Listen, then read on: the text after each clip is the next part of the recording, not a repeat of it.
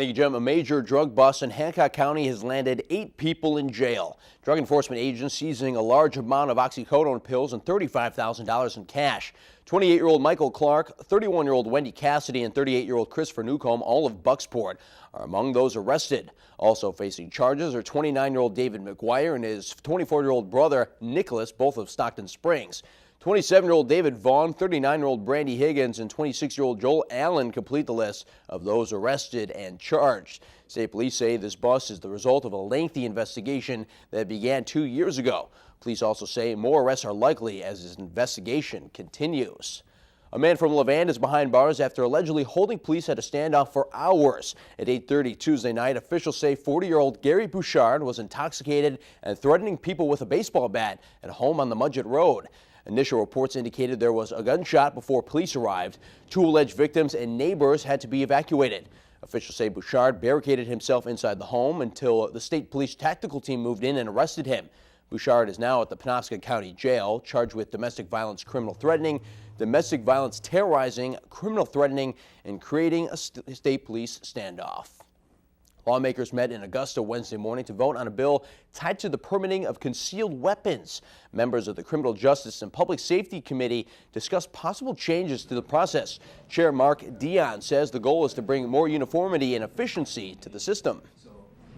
This is a bipartisan effort. The Sportsmen's Alliance was also part of that consensus, as were other stakeholders. So this is really a unified position on how we can modernize our concealed carry permit system. The committee tabled the proposed bill. Lawmakers are expected to take action again in January.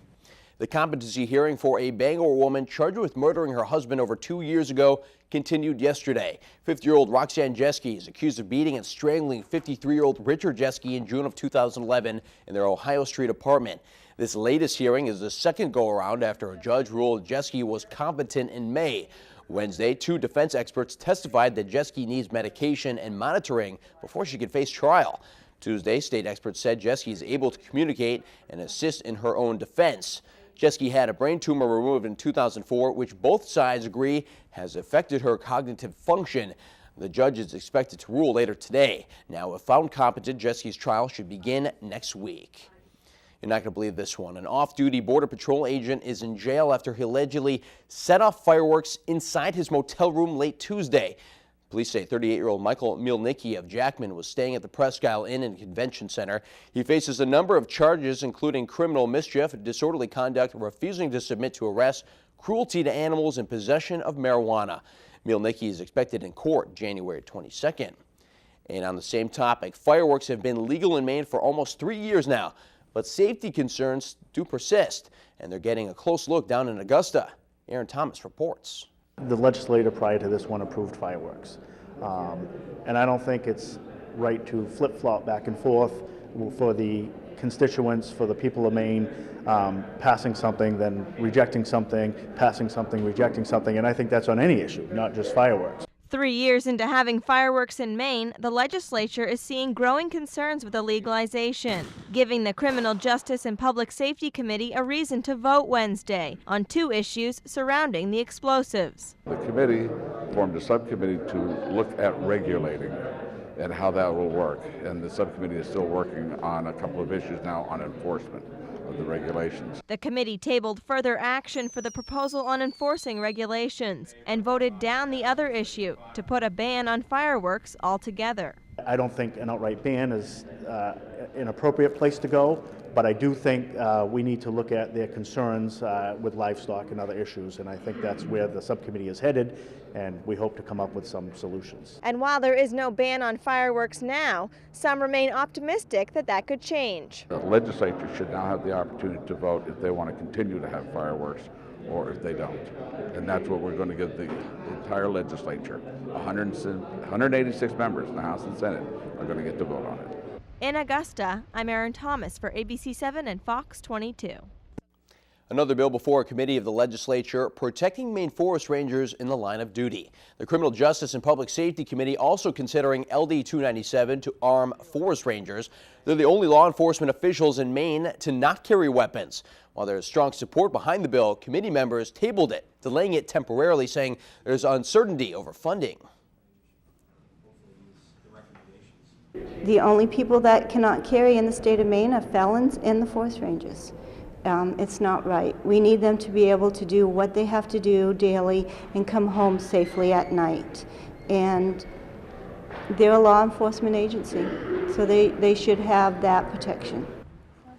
Before the bill can advance, the committee chairman must meet with leadership of the Agriculture, Conservation, and Forestry Committee to discuss funding needs and available resources.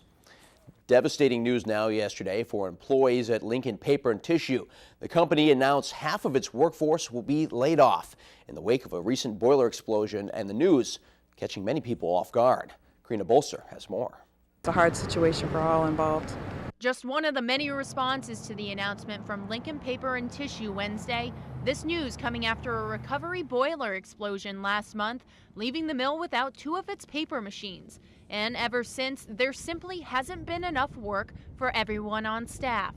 A reality some residents understand. It's unfortunate, especially this time of year, this close to Christmas and everything. I know I have plenty of friends that work at the mill, and but I mean the mill has to remain profitable, and they're going to bring it back. But I mean, we all have to make sacrifices. And bringing these employees back is what the company ideally would like to do, telling the Bangor Daily News, quote, "It's not permanent, but indefinite."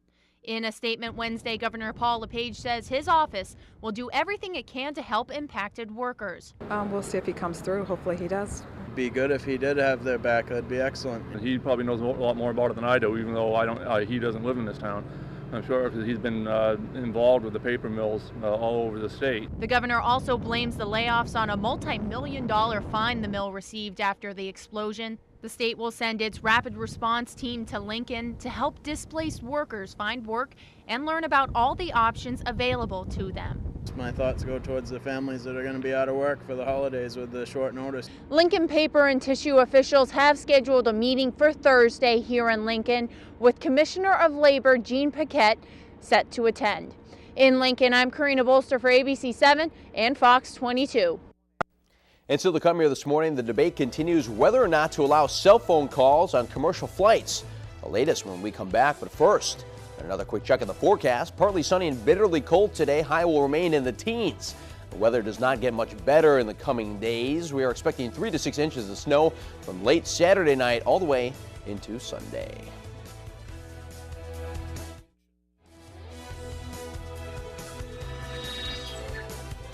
If you saw any of Mandela's memorial service, you may have seen a sign language interpreter there. But now many of the people that the man was supposed to be signing for are absolutely outraged. They're calling him an outright fake and saying his signing accuracy was 0%. Errol Barnett explains. Madiba would emerge as the last great liberator of the 20th century. Barack Obama's speech at Tuesday's memorial service for the late Nelson Mandela was described as sentimental yet powerful.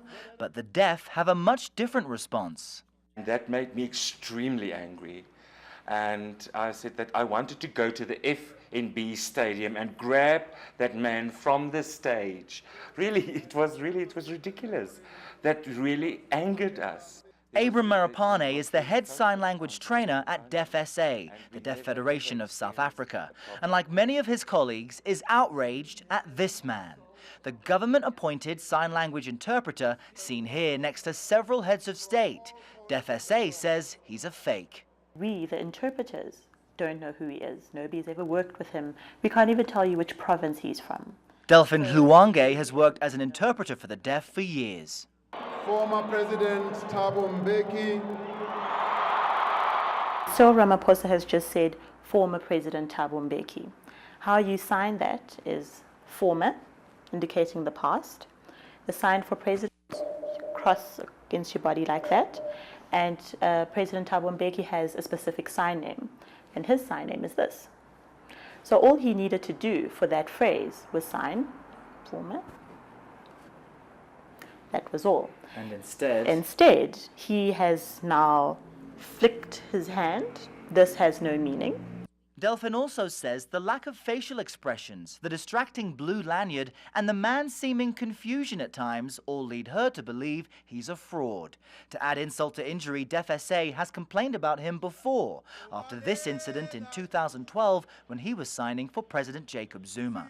A spokesperson for the ANC, the country's ruling party, says it didn't employ the man, who has not yet been named. An official with the presidency says the government would be launching an investigation into the claims of fraud, but provided no further details.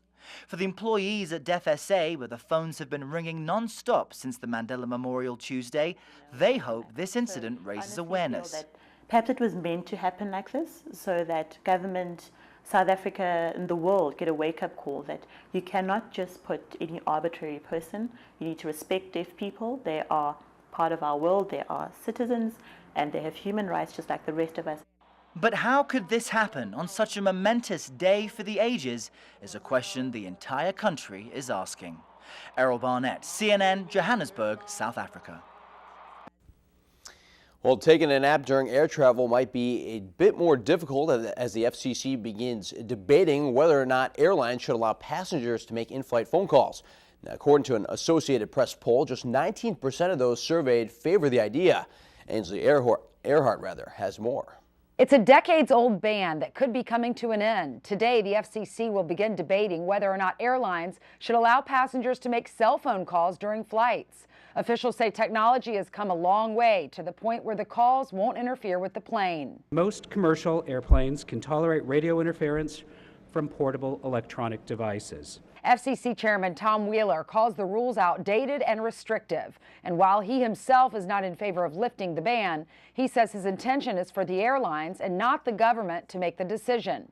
Experts say removing the ban will garner mixed emotions from some business travelers. Once the cat is out of the bag, we don't have an excuse, oh, I'll be on the plane for 6 hours, you can't reach me. It used to be a very safe refuge. From time to time I have to do work on private planes too, and there the communication system never stops. And I think planes will have to address that, because there may be a certain segment of business travelers who don't want to be disconnected for 8 hours on a flight. The FCC proposal comes weeks after the FAA lifted its ban on using personal electronic devices below 10,000 feet. An opportunity JetBlue Airlines has seized and has since launched its broadband internet service called Fly-Fi. It's going to be blindingly fast. It's just like sitting in your living room. Many foreign carriers allow mid-flight calls, but it might not fly here in the U.S. Congress is considering legislative action to keep cabins quiet. In New York, Ainsley Earhart, Fox News. Who are you really shopping for this holiday season? It's okay. You can admit it. If you've bought an item or 2 or 10 for yourself, you're not alone. You're actually part of a growing holiday trend, and Karen Kafa has our Consumer Watch.